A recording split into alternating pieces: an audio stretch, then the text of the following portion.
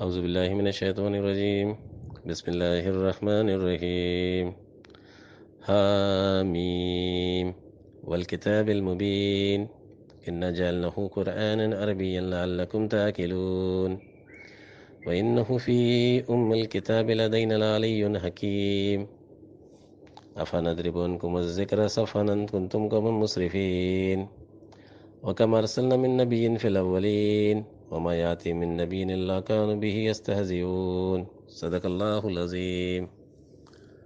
السلام علیکم ورحمۃ اللہ وبرکاتہ۔ یہ سورہ زخرف کی آیتیں ہیں جس میں ارشاد ہوتا ہے حامیم، قسم ہے کتاب مبین کی، بے شک ہم نے بنایا اس کو عربی قرآن تاکہ تم لوگ عقل سے کام لو، اور بے شک وہ ام کتاب میں ہے ہمارے پاس کہ بلند مرتبہ اور پر حکمت۔ تو کیا ہم روک لیں گے تم لوگوں سے اس ذکر کو دیکھی اندیکھی کرتے ہوئے کہ تم لوگ ایک حد سے تجاوز کرنے والی قوم ہو؟ اور ہم نے بھیجا کتنے ہی نبی پہلے لوگوں میں، اور نہیں پہنچا ان کے پاس کوئی بھی نبی سوائے اس کے کہ وہ اس کا مذاق اڑاتے تھے۔ حامیم، حیات محمد مصطفیٰ صلی اللہ علیہ وسلم۔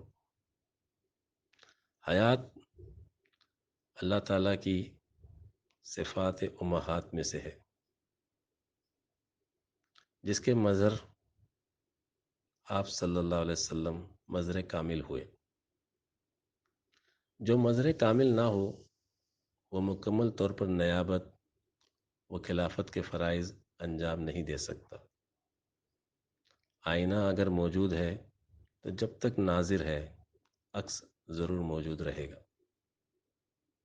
حیات محمدی ہی وہ آئینہ ہے جس میں کائنات کا مالک رب العالمین کا عکس دکھتا ہے۔ فطرت اللہ التی فطرت الناس علیہا کا مطلب یہی ہے۔ اللہ کا فرمان کہ انی جاعل فی الارض خلیفہ، اور اس اعلان کے ساتھ آدم کے وجود کی تخلیق اور اس کا مقصد اللہ کی پہچان۔ جس طرح حدیث قدسی میں ارشاد ہوا کنت کنزا مخفیا فحببت عارف فخلقت آدم، میں ایک چھپا ہوا خزانہ تھا، میں نے چاہا کہ میں پہچانا جاؤں تو میں نے آدم کی تخلیق کی۔ یہ ابتدا کا کام انتہا میں ہوا۔ مقصد کنتو کنزن یہ تھا، غیب کو آخر ہونا تھا ظاہر، ذات محمد اللہ کی مظہر صلی اللہ علیہ وسلم۔ والکتاب المبین، کتاب مبین کائنات اور قرآن کریم۔ کائنات اور قرآن کریم کا ایک تعلق ہے، پوری کائنات قرآن کریم کے تابع ہے۔ تخلیق کائنات کا علم اللہ سے بڑھ کر کس کو ہوگا؟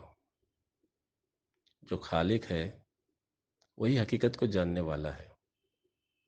ہر شے کی حقیقت کا علم اسی کو ہوتا ہے جس نے اس کو تخلیق کیا۔ یہ دنیاوی طاقتیں اور ایجادات قرآن کریم کی شہادت کے لیے ہیں۔ انہ فی الکتاب، الکتاب، یعنی جڑ، جڑ جو کہ بنیاد ہوتی ہے، یعنی قرآن کریم الکتاب ہے جو تمام علوم، تمام کتب کی بنیاد رکھنے والا ہے۔ جس طرح ایک بیج ہوتا ہے، اس بیج میں پورا درخت موجود ہوتا ہے، لیکن وہ بیج غیب میں رہتا ہے اور پورے درخت کی نشو و نما کے بعد پھل کی صورت میں ظاہر ہو جاتا ہے۔ اسی طرح قرآن کریم الکتاب غیب میں لوح محفوظ میں موجود رہ کر تمام الہامی کتب کے آخر میں انسانیت کے جوان ہونے پر پھل کی صورت میں ظاہر ہو گیا۔ قرآن کریم کے نزول کا زمانہ وہ زمانہ ہے جو انسانیت کی جوانی کا زمانہ کہلاتا ہے، اور جوانی میں انسان کی عقل پختہ ہو جاتی ہے، مکمل ہو جاتی ہے۔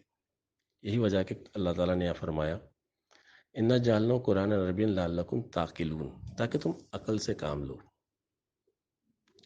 قرآن سے پہلے جتنی کتابیں آئیں وہ زمانہ طفل کہلاتا ہے، بچپن اور لڑکپن کا زمانہ، لیکن قرآن کا زمانہ انسانیت کی جوانی کا زمانہ ہے۔ قرآن عربین، عربی زبان میں قرآن کا آنا۔ زبانوں کا گہری نظر سے اگر مطالعہ کریں تو یہ بات ظاہر ہوتی ہے کہ دنیا کی تمام زبانوں میں باہم اشتراک ہے۔ ایسا اشتراک اس صورت میں ممکن ہے جب تمام زبانیں ایک ہی زبان کی شاخیں ہوں۔ زبانوں کے اشتراک کی بنا پر آج یہ بھی یقین کیا جا سکتا ہے کہ تمام اقوام کے موروث اعلیٰ، آبا و اجداد ایک وقت میں ایک ہی مقام پر آباد تھے۔ یہ ایک حقیقت ہے کہ عرب کی سرزمین سے ہی علمی دنیا کا آغاز ہوا، پھر یہاں سے علم دوسرے خطوں میں منتقل ہوا۔ گو کہ حضرت آدم علیہ السلام کو نبوت ہندوستان میں ملی، لیکن آپ کا آبائی وطن عربستان ہی تھا۔ سوائے عربی زبان کے کوئی بھی زبان تغیرات سے بچ کر اپنی اصلی شکل و صورت میں آج باقی نہیں ہے۔ اس لیے اس زبان کو تمام زبانوں کی ماں بھی کہا جا سکتا ہے، اور یہ ام اللسان ہے۔ اس زبان کے الفاظ اور مادے اولین قدیم شکل میں محفوظ چلے آ رہے ہیں۔ انہ فی ام الکتاب لدینا لعلی حکیم۔ لدینا سے مراد ہے اللہ کی ذات۔ ام الکتاب کے لیے اللہ تعالیٰ نے ام اللسان عربی کو ہی رکھا۔ اللہ کا نام ذات سے مشتق ہے، اس لیے اللہ کا متبادل لفظ کسی زبان میں موجود نہیں۔ ام الکتاب سے ہی تمام کتابیں نکلی ہیں، لیکن وہ ذات کا علم نہیں دیتی۔ ذات کا علم صرف قرآن کریم سے ملتا ہے، باقی کتابوں سے صفات کا علم ملتا ہے، اور ذات میں تمام صفات جمع ہوتی ہیں۔ ام الکتاب قرآن کریم میں تمام کتابیں موجود ہیں۔ ذات اعلیٰ ہے، صفات پر غالب ہے، اس لیے عربی زبان محفوظ ہے، زندہ زبان ہے۔ قرآن کی ہر اصطلاح اہل زبان میں اب بھی جاری و ساری ہے۔ اس لیے اللہ نے فرمایا کہ اللہ کا ذکر یہ قرآن کریم بخوبی سمجھا جا سکتا ہے، انسان کے عقل کے موافق بات کرتا ہے۔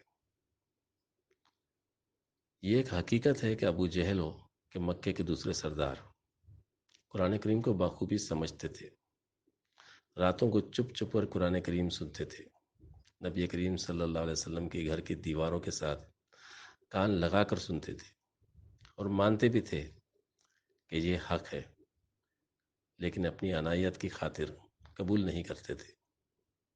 اللہ کے ذکر کے مقابل آنے والے مسرفین ہیں، جن کی کوششیں، تدبیریں برباد ہونے والی ہیں۔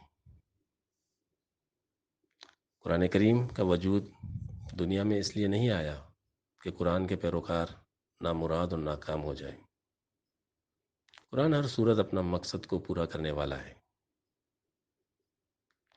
اس لیے قرآن کریم کی حفاظت کا ذمہ اللہ نے خود لیا، اور اس کو پڑھانے کا بھی، اور اس پر عمل کرانا بھی اللہ ہی کے ذمے ہے۔ گو اس سے پہلے نبیوں کا مذاق اڑایا گیا، ان کو ستایا گیا، لیکن قرآن کا مقصد، قرآن کی منزل مقصود ان سے جدا ہے۔ یہ ہر صورت غالب آ کر رہے گا۔ اندیشہ ہوا شوخی افکار پہ مجبور، فرسودہ طریقوں سے زمانہ ہوا بیزار۔ انسان کی ہوس نے جنہیں رکھا تھا چھپا کر، کھلتے نظر آتے ہیں بتدریج وہ اسرار۔ قرآن میں ہو غوطہ زن اے مرد مسلمان، اللہ کرے تجھ کو عطا جدت کردار۔ وآخر دعوانا الحمدللہ رب العالمین۔